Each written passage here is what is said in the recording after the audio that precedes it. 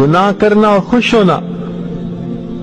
اب دوست آپس میں بیٹھ کے باتیں کر رہے ہیں، میں نے فلاں کو تو ایسے بیوقوف بنایا، یا سنا رہے اپنی لو سٹوری خوش ہو کے کہ میرے تو فلاں کے ساتھ ایسے تعلقات ہیں.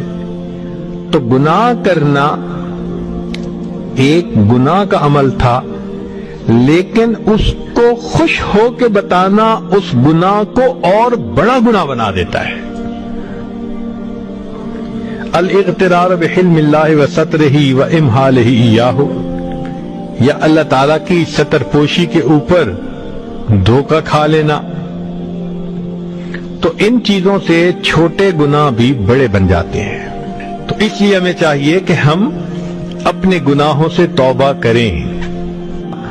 جو گناہ سے اپنے آپ کو اللہ کی رضا کے لیے بچاتا ہے، اللہ ہمیشہ اس کو عزتوں سے نوازتا ہے.